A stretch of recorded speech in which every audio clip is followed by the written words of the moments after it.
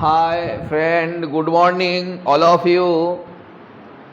আমরা আজকে কোঅর্ডিনেশন কেমিস্ট্রির third class and final class and শেষ ক্লাস আমরা আলোচনা করব। এর মধ্যে মেইন ব্যাপারটা রয়ে গেছে আইসোমারিজম। আইসোমারিজম করতে হলে আমাদের দেখতে হবে কোঅর্ডিনেশন নাম্বার হয় 4টে হয় না হয় 6টা হয়। যারা 4টে কোঅর্ডিনেশন নাম্বার হয় তাদের রেসপেক্টে আমরা কিছু আইসোমারিজম মানে জায়গা বদল সিস ট্রান্স হবে।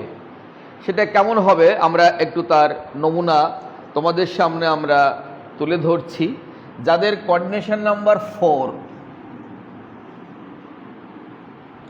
কোঅর্ডিনেশন নাম্বার 4,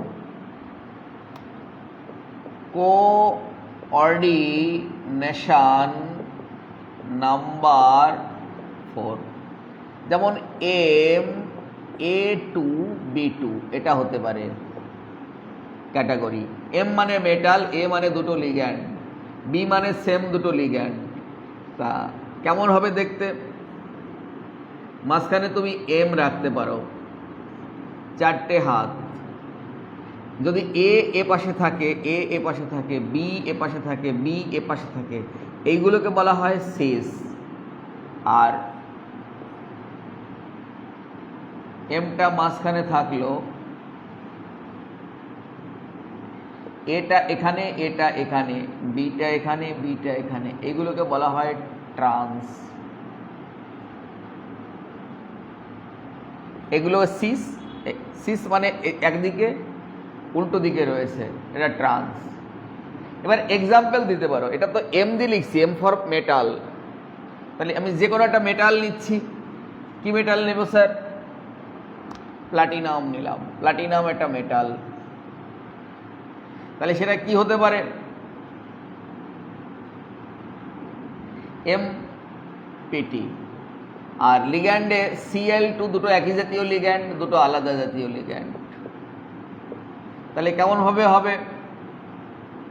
একটা ক্লোরিন এখানে, একটা ক্লোরিন এখানে, দ্য সিস। একটা অ্যামোনিয়া এখানে, একটা অ্যামোনিয়া এখানে। আর এটা সিস। ট্রান্স হলে এই ক্লোরিনটা এখানে চলে আসবে, Cl NH3 NH3, সেটা হবে ট্রান্স। তাহলে এটা একটা ক্যাটাগরি হলো। আবার এমনও হতে পারে ক্যাটাগরি যে A2BC। তাহলে কেমন হতে পারে? M ফর মেটাল, দুটো A এক পাশে, এটা সিস হবে। ট্রান্স হলে কি হয়ে যাবে? এমটা এখানে, AABC, এটা হলে ট্রান্স হয়ে যাবে। আবার এটা সব মনোডেন্টেড লিগ্যান্ড, মানে যুক্ত হওয়ার জন্য যাদের একটা মুখ আছে, যুক্ত হওয়ার যাদের একটা মুখ মনোডেন্টেড, যুক্ত হওয়ার জন্য যাদের দুটো মুখ বাইডেন্টেড বা ডাইডেন্টেড লিগ্যান্ড, তারা কারা স্যার? দেখো EN, ইথিলিন ডাইয়ামিন। EN এর ফুল কথাটা হচ্ছে ethylene diamine. Ethylene diamine, CH2 CH2 NH2 NH2, এটার নাম হলো ইথিলিন ডাইয়ামিন। যুক্ত হওয়ার জন্য এই একটা মুখ, যুক্ত হওয়ার জন্য এই একটা মুখ। তাহলে এটা যদি হয়, একটা মেটাল আমরা মাঝখানে রাখলাম, মেটাল ধরো নিকেল। আচ্ছা, একটা EN আছে, ENটা আমরা এভাবেও লিখতে পারি, EN। আচ্ছা, এবার আরো দুটো, একটা NH3 নিলাম, একটা ক্লোরিন নিলাম, এইগুলোকে বলা হবে সিস। কারণ এই যে NH2 NH2 একই দিকে আসছে। তাহলে ট্রান্স হলে কেমন হবে স্যার?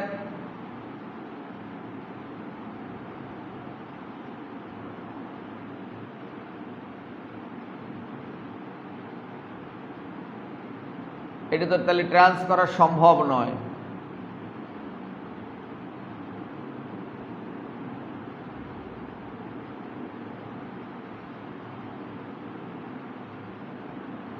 এটা এরকমই থাকবে, কারণ ট্রান্সটা আমরা এখানে একটা NH2 আবার এখানে একটা NH2, এটা উল্টো করে লিখলে কেমন হবে লেখাটা?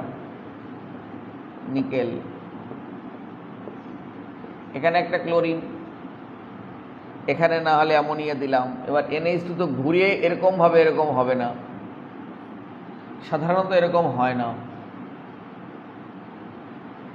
আচ্ছা, তাহলে এর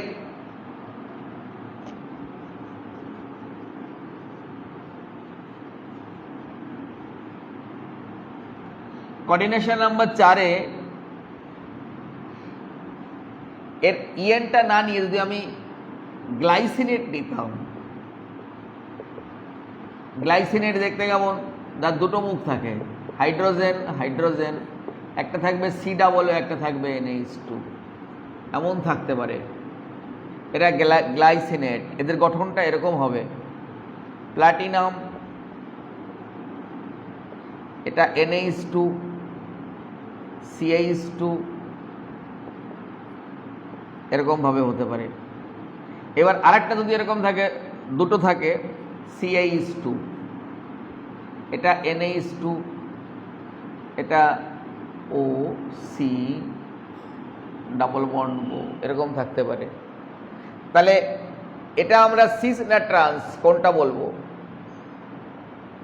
যদি এর NH2 এপাশে যদি NH2 যুক্ত হতো তাহলে সেটা হতো সিস, আর এটাই সিস আছে। NH2 যদি এপাশে হতো, সরি, তাহলে ট্রান্স হতো। এটা সিস আছে, এর ট্রান্স হতে হলে এরকম হতে হবে, PT NH2 CH2 CO double bond O। এবার NH2টা এপাশে হতে হবে, CH2 C, এটা O, এরকম হতে হবে। দুটো NH2 উল্টো দিকে, দুটো O উল্টো দিকে, এটাকে বলতে হবে ট্রান্স। এরকম ধরে ধরে করতে হবে। এবার আমরা চেঞ্জ করব, কোঅর্ডিনেশন নাম্বার যখন 6, কোঅর্ডিনেশন নাম্বার 6 হলে কি হবে?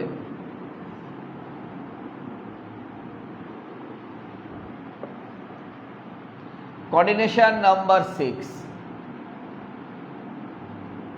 6 হলে গঠনটা এরকম হয়।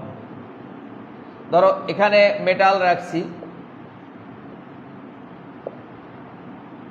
NH3 NH3 NH3 NH3, chlorine, দুটো ক্লোরিন এরকম উল্টো দিকে আছে, এটাকে ট্রান্স বলে।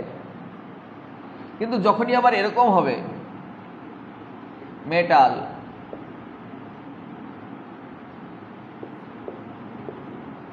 দুটো ক্লোরিন এরকম ভাবে থাকবে, আর NH3 NH3 NH3,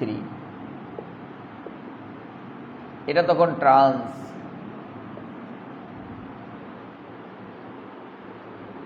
এর আবার ফেসিয়াল আছে, ফেসিয়াল আর মেরিডিওনাল, তো তিনটে ভাগে বিভক্ত থাকে। একটু করে করে দেখতে হবে, আর কিছু নয়, জায়গা বদল। ধরো M NH3 Cl3, এটা এক ধরনের, মাঝখানে মেটাল। যখন তিনটেই এক এক দিকে থাকে তখন একটা মুখ মতো তৈরি হয়েছে, chlorine chlorine chlorine, NH3 NH3 NH3, এটা একদিকে এরা একদিকে, এটাকে বলা ফেসিয়াল। মেরিডিওনালটা কি হবে? মেটাল, জায়গাটা বদল হবে, এই ক্লোরিন এখানে, এই ক্লোরিন এখানে, এটা এখানে চলে আসবে, আর ওটা এখানে চলে যাবে, এটা মেরিডিওনাল। এরকম ভাগ হয়ে যায়। এরও বাইডেন্টেড লিগ্যান্ড থাকে, বাইডেন্টেড লিগ্যান্ড। ধরো এরকমও থাকতে পারে,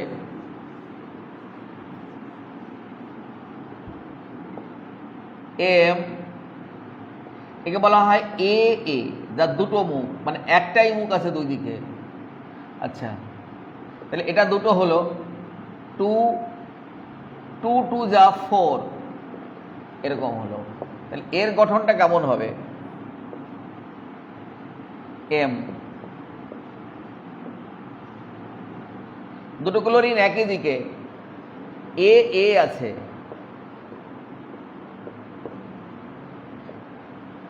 এ এ আছে, এটা ট্রান্স।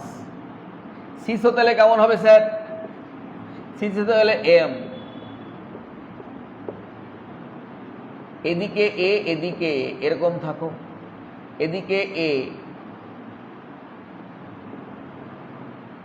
এরকম থাকো, আর দুটো ক্লোরিন আছে, এটাকে বলা হয় সিস। এই যে একই দিকে আছে, এরকম ভাবে দেখে দেখে এর আইসোমার গুলো তোমাকে লিখতে হবে। ধরো এই যে আমাদের একটা কমপ্লেক্স সল্ট Ma2Cl2, এদের মধ্যে এগুলোকে বলা হয় লিগ্যান্ড। আগেও শিখিয়েছি, এখন একবার শেখাচ্ছি, পরে আর একবার। এই লিগ্যান্ডগুলো হচ্ছে পয়েন্ট অফ মাস, এক একটা পয়েন্ট মাসের মতো কাজ করে, বা পয়েন্ট অফ মাস বলা যায় না, পয়েন্ট অফ চার্জ, বাংলা বলে বিন্দু আধান, মানে ক্ষুদ্র চার্জ, পয়েন্ট অফ চার্জ হচ্ছে এরা। এবং এরা থেকে এখানে একটা ফিল্ডের মতো চার্জের একটা ফিল্ড তৈরি হয়, এর নামই ক্রিস্টাল ফিল্ড, যাকে আমরা ক্রিস্টাল ফিল্ড থিওরি বলি। এই সেন্ট্রাল অ্যাটমের বাইরে আয়ন থাকলে তার ইলেকট্রন আর এই ইলেকট্রনের মধ্যে সবসময় একটা রিপালশন ফোর্স কাজ করে, এটা ক্রিস্টাল ফিল্ড থিওরির মধ্যে লেখা আছে, ক্রিস্টাল ফিল্ড থিওরির মধ্যে লেখা আছে। আর এদের এই যে একটা, যেটা ভার্নার থিওরিতে বলা আছে, এর টু টাইপ অফ ভ্যালেন্সি, একটা primary valency, secondary valency. Third ব্র্যাকেটের মধ্যে যারা আছে এরা কোঅর্ডিনেশন বন্ড, এটা হচ্ছে সেকেন্ডারি ভ্যালেন্সি। হয় এই পাশে, না হয় এই পাশে থাকতে পারে, দুটো একসঙ্গে থাকবে না। এই পাশে যদি থাকে বা এই পাশেও যদি থাকে, এরা হচ্ছে প্রাইমারি ভ্যালেন্সি, আয়নিক বন্ড। কোনো রিয়াকশন করার সময় যারা এই বাইরে থেকে, তারা যদি আমি সিলভার নাইট্রেট নেই, তাহলে কিন্তু এ রিয়াকশন করবে, AgCl প্রেসিপিটেশন হবে, কারণ এটা আয়নিক বন্ডে আছে, প্রাইমারি ভ্যালেন্সিতে আছে। যদি এই ক্লোরিন কিন্তু ডাজ নট পার্টিসিপেট, AgCl এর সঙ্গে কিন্তু এ রিয়াকশন করবে না, AgNO3 এর সঙ্গে রিয়াকশন করবে না, কারণ এটা হচ্ছে কোঅর্ডিনেট বন্ড, সেকেন্ডারি ভ্যালেন্সি। তাহলে আমরা একসঙ্গে দুটো জিনিস জেনে গেলাম এর সঙ্গে। একটা হলো Werner theory, primary valency, secondary valency. আর যারা বাইরে থাকে তারাই কেবলমাত্র রিয়াকশনে পার্টিসিপেট করে, যারা ভিতরে থাকে তারা কখনো রিয়াকশনে পার্টিসিপেট করে না। এটা নিয়ে আমরা নানাবিধ কোশ্চেন আমাদের মুখোমুখি হতে পারে। আচ্ছা, এইবার এদের এই দুই টাইপের ভ্যালেন্সি হওয়ার কারণ কি? কারণ আমাদের ডি অরবিটালটা তো 5টা ভাগ, যখন এই লিগ্যান্ডের কাছে আসে তখন ওরা দুটো ভাগে স্প্লিটেশন হয়ে যায়, ভেঙে যায়। সেটা কেমন?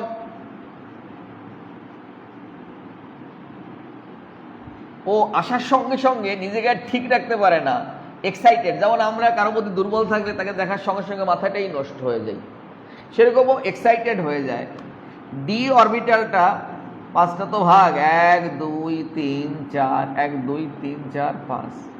এটা d x Y, D x Z, D Y z, d x square minus Y square, d Z square. যখনই লিগ্যান্ডের কাছে আসে তখন এটা দুটো ভাগে ভাগ হয়ে যায়। এটাকে বলা হয় ইজি, আর নিচেরটাকে বলা হয় T2G। এর মধ্যে কখনো 3টে আসবে, এই 3টে, যেটা এই যে X Y, D x Y, D x Z, D Y Z. আর এর মধ্যে দুটো ভাগ চলে আসবে। কি কি আসতে পারে? একটা হচ্ছে D x square minus Y square, আর ডি জেড স্কোয়ার। মাঝখানে এটাকে বলা হয় বারি সেন্টার, এটা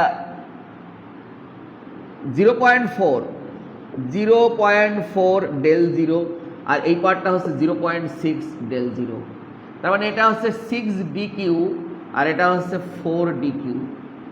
এটা অ্যাজিউম করা রয়েছে যে এর মধ্যে 10dq যদি হয় তাহলে 6:4, এর মধ্যবর্তী এনার্জি গ্যাপ যদি ডেল জিরো হয় তাহলে 6 × 4, তার মানে এটা 0.6 হবে, এটা 0.4 হবে। এটা হলো ব্যাপারটা রয়েছে। আচ্ছা, তাহলে 4dq আর এটা হচ্ছে 6dq, এই হচ্ছে গল্প। তা যখনই এই লিগ্যান্ডের কাছে আসে তার দুটো ভাগে ভাগ হয়ে যায়। তাহলে দেখো কত ভ্যালেন্সি হয়, এটা হাফ ফিল্ড হলে একটা ভ্যালেন্সি হবে, এটা হাফ ফিল্ড হলে একটা ভ্যালেন্সি হবে, এটা ফুল ফিল্ড হলে একটা ভ্যালেন্সি হবে, এটাও ফুল ফিল্ড হলে একটা ভ্যালেন্সি হয়। যখনই এর যে কোনো একটা ফাঁকা থাকে তখনই ইলেকট্রন এই ডি থেকে ওই ডিতে লাফিয়ে যায় বা ওই ডি থেকে এই ডিতে লাফিয়ে যায়, একে বলা হয় ডিডি ট্রানজিশন। যাদের এই ডিডি ট্রানজিশন করতে পারে তারাই কালারফুল হয়। এই কারণে বলে কোনো জিনিস এই কালার হয়, কোনো জিনিস ওই কালার হয়, কোনো জিনিস হয় না কেন, যাদের মধ্যে ডিডি ট্রানজিশন হয়। ভরাট থাকলে হবে না। এখানে যদি প্রত্যেক জায়গায় দুটো করে ইলেকট্রন থাকে, এখানে দুটো, এখানে দুটো, এখানে দুটো, এখানে দুটো, এখানে দুটো, তাহলে কিন্তু কখনো ডিডি ট্রানজিশন হবে না। যেমন জিঙ্কের হয় এই কেস, এক্সাইটেড অক্সিডেশন স্টেটে। এখান থেকে আমরা এই জিনিসটা জানতে পারি। আচ্ছা আচ্ছা, আর এই চ্যাপ্টারে আরেকটা জিনিস আছে, EAN, effective atomic number.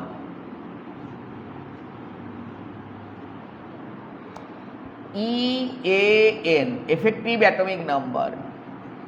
Effective atomic number, এই কথাটার মানে কি? মানে হচ্ছে atomic number minus oxidation number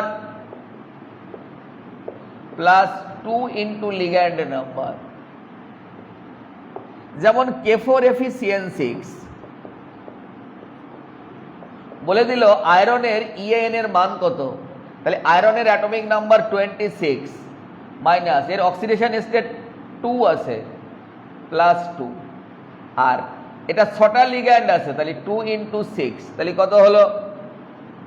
তাহলে 26, আর এখান থেকে মাইনাস 2 চলে যাবে, 24 প্লাস 6 দুগুণে 12, 36 এর এফেক্টিভ অ্যাটমিক নাম্বার। তার মানে এফির অক্সিডেশন স্টেট তোমাকে বার করতে হবে। এফির আমরা x ধরলাম, এফির x, তাহলে পটাশিয়ামের কত হবে? প্লাস 1 ইন্টু 4, হ্যাঁ, আর CN হচ্ছে মাইনাস 1 ইন্টু 6 সমান সমান 0। 0 কেন? এই জিনিসটা টোটালি চার্জ নেই, তাহলে কত হবে? x plus 4 minus 6 equal to 0, therefore x এর মান 2। এইসব জিনিসপত্র এটা আমাদের ভালো করে জানতে হবে। আর এনসিআরটা সবাই রিডিং দিয়ে নিবি, কোথাও সমস্যা হলে ক্লাসরুমে দেখিয়ে নিবি, আমার সাথে তো দেখা হবে। আমাদের এই আজকের এই ছোট্ট নাটক এখানেই শেষ হয়ে গেল। পুরোটাই নাটক ছিল ভাই।